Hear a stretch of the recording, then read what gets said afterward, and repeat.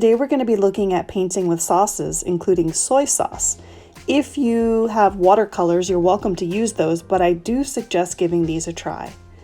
First off, soy sauce might come in different values, so that's the lightness or darkness of a color. Adding water may change the value of your soy sauce. If you didn't know it already, soybeans are used to make soy sauce. Soy sauce was created in China about 2,200 years ago. It's become really popular in East and Southeast Asian foods. But soy sauce can be used for more than just seasoning your food. Meet Thea Sofia Disabel. She paints using soy sauce. She's from the Philippines, which is pretty close to China on the map. Take a look at some of her paintings. She paints right onto white plates with the soy sauce. Judging by this painting and this next one, she does seem to enjoy making trees in her artwork. She says she started painting with soy sauce during quarantine. Let's gather some supplies that we can use for our own paintings. Things like brushes, Q-tips, toothpicks, and a place to put your sauces like a white little dish or bowl.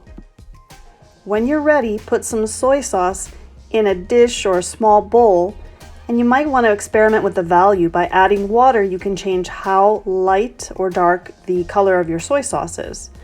You can start painting on the plate when you're ready, but notice how when I paint with just the soy sauce, it doesn't stick as well to the plate as I would like. So this is a little bit of an experiment.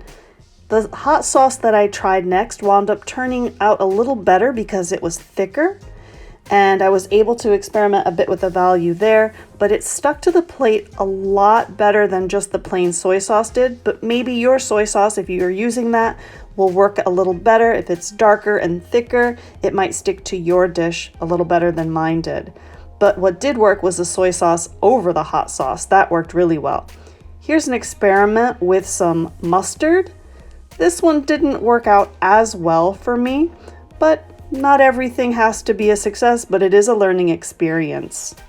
After some experiments, I decided to go back to the hot sauce with the soy sauce over the top of it because it just worked out best and it stuck to the plate best and made the clearest lines.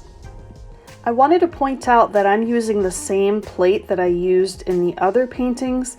I've just rinsed it off as I needed to and dried it off, and it was ready to go all over again. Something to be mindful of when painting on the plate is that you do have a frame with the outer part of the plate.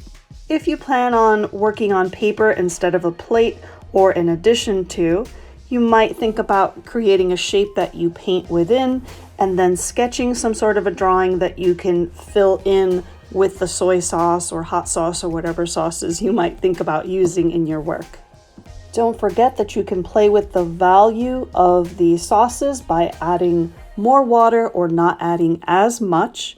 And of course, make sure that you do get permission to use these sauces before you pull them out and get them ready to paint with.